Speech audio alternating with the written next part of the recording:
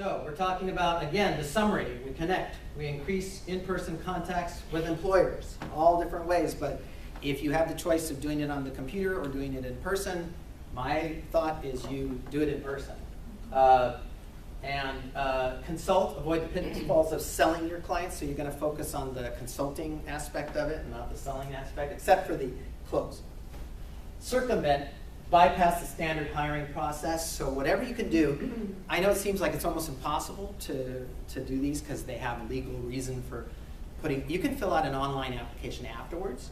You can do an interview, and I've done this sometimes where, yes, they require you to fill out the application, but you do the interview anyway and you fill out that application after the fact and everyone's happy, you know. Let's see, collaborate, working with others to make placements. I showed you one example, but I have, since I'm working on this as a business, I have many more examples of how collaboration can increase people's effectiveness. But definitely collaborate. Coming here and talking and meeting is one of the ways that it works. And close, getting employers to interview and hire.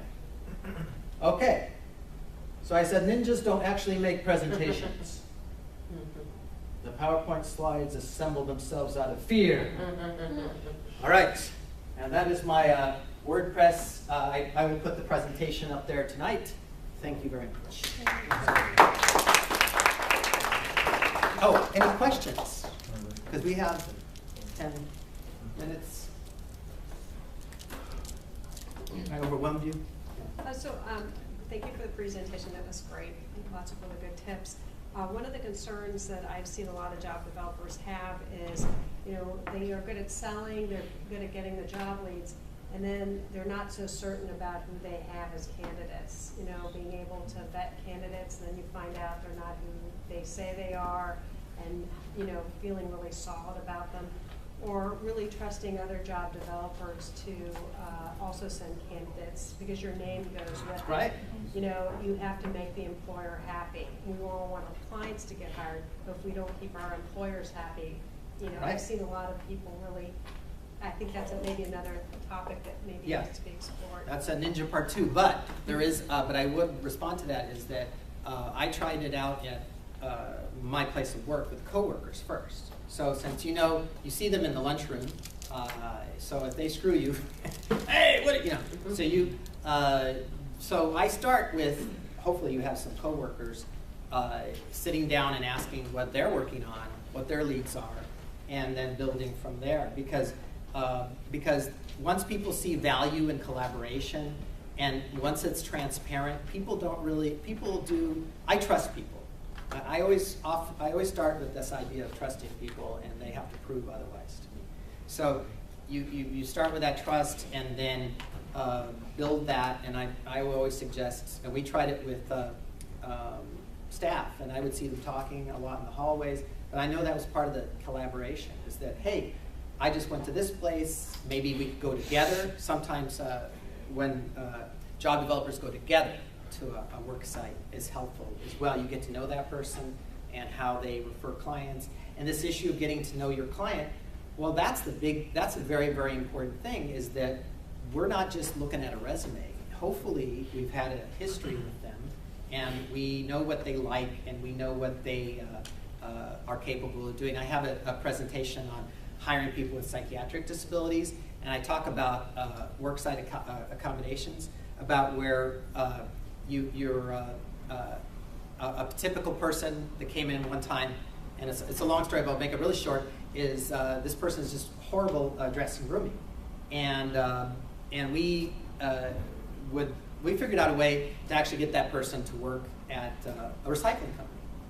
And we walked into that place, everyone's dirty, everyone is, who cares about dressing and grooming there? This is just, things are flying all over the place. It's a selling point. Yeah, Look, it's a selling point. Oh, yeah, you're messed up. Oh, great, come on in, you look just like us. So don't, this idea that we come up with all these reasons for, or ridiculous algorithms or ridiculous employers, they don't know how to get the best person. Sometimes if you talk to them, they'll say, I don't know how it happened, some guy walked in, but he's now my best employee ever. I mean, these guys that are selling these programs to companies are telling them that, oh, this is going to help your match and get the best possible candidate. I don't think that's true. I think that the advantage we have is that we develop a relationship with someone. And you take more of a risk. Again, when you ask a question about criminal justice, it tells an employer, oh, I'm taking a risk. No, you don't want, the idea is that we help you with your risk by sitting down with human beings and asking them questions. You could have someone from the criminal justice system be the best employee there, never steal anything, and you could have somebody that has never been in the criminal justice system, gets referred in, who steals from accounting and takes from, and because you've never built that relationship. So you can't just look at the past just to say, oh, therefore, this is going to be the best person. They don't have the formula that works necessarily. Do you have a presentation on carving? Yeah. I have. It's part of the psychiatric. It's hiring people with psychiatric disabilities. So I have that as part of the slides. So, is there an interest in that type of presentation as well for those who are really difficult, really limitations? Sure. Okay. I'll bring some melon and watermelon or something. You had a question over here too, or a big turkey? Okay, so we might have. I thought you had to. No, you were. carving. Oh, you were on it. Oh, you want, okay. Was there any other questions about the presentation? This is kind of new. I'd definitely like to get your feedback. I just, again, put this, these are some of the ideas that I've been thinking about for a while, but if there's anything that, yeah. Whenever I make a placement or I'm targeting a certain company, I'll work with the person that I'm thinking of and we'll fill out the application ahead of time before we go there. So whenever I go and meet the employer in person, and the first thing they say is, oh, we have to apply on, you have to go back and apply on it. I say, oh, we already have. We've already got it. So then then they can look up the person, look them up on the computer and say, oh, okay. And Yeah. I had that worked into an interview from there. Yeah, that's true. You can do their system, but still come in and work around their system. Yeah, and so that you when they ask you, you say, oh yeah, it's already been done. Yeah, that's a good point. I've done that too, where apply online and then I bring a printout of it, and here you go. Apply it online. Here's all the information. My question too is, do you have some type of waiver form then? If you're saying yes, I'll talk to you about their criminal background, or Oh, do you no. have, so you're covered? Yeah, Do you no, get into because that? again, the idea is that we are okay. When I say that we have a lot of information about people, the next step is not I'm going to give that information to you.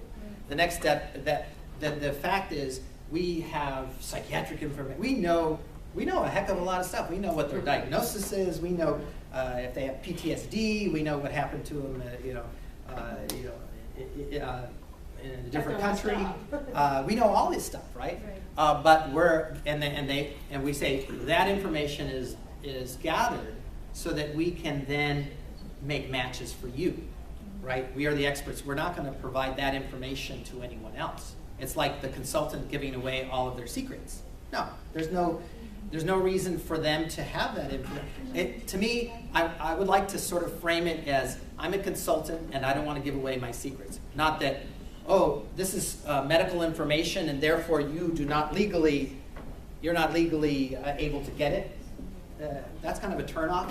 But they understand this idea of consulting is not giving information out. So we are an expert. We're the professional. We know how to interpret this data, right? Right, but I mean, if I were the employer, I might say, okay, well, tell me about, I'm concerned, right? So what can you tell me about their criminal background? Oh, okay. Do you just not get into it? Do you? No. I would say that we actually have a wide range of individuals, but I would also ask. So what might be your concern about this? What are your concerns? Is it are you worried? What might be your concern around these particular? What is it? Right, say like it came up, the Children's Hospital, and then there's a separate database if people have, say, any type of crimes with children. Oh, okay. Things like, I mean, a lot of times they do have something specific in Yeah, mind. yeah. They're not trying to Let's fit get somebody's specific. chain, So that's the part of being a consultant, is asking more and more questions, because you don't want to jump in there and answer a question that might work against you.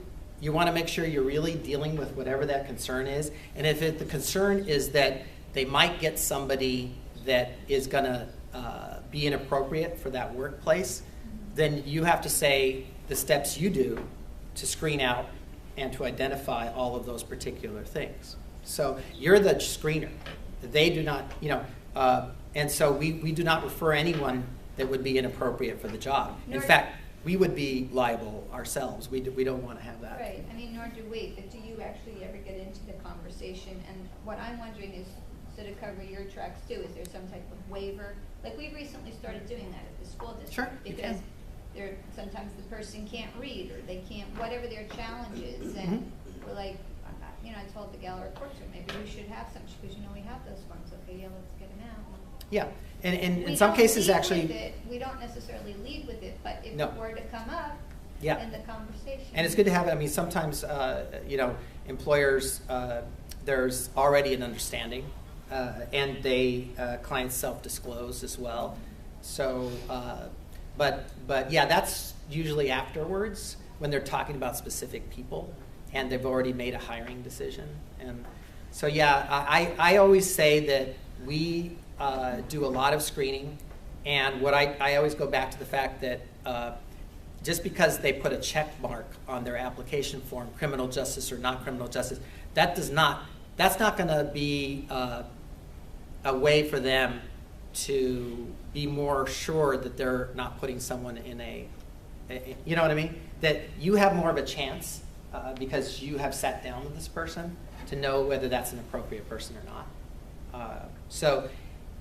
But I always say that it's our expertise. We meet with these people. We would not put someone. Why would I want to put someone in a position where?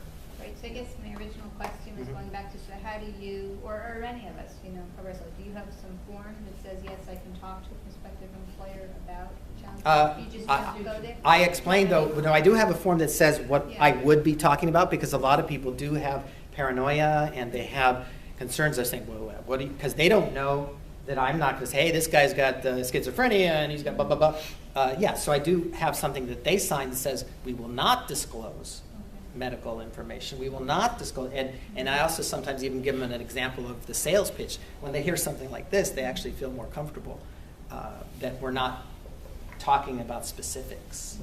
We're covered, actually, at the VA, we're covered by HIPAA, and so we're not allowed to say anything without a release of information from the client. So we can talk to employers in generalities, but we can't say anything specific unless the client has given us the release of information, and then on that ROI it says what we can and can't discuss. So criminal background, limitations like schizophrenia, bipolar, depression. Sometimes the clients do want that brought up, and sometimes they don't. Yeah. So thank you so much. Appreciate it.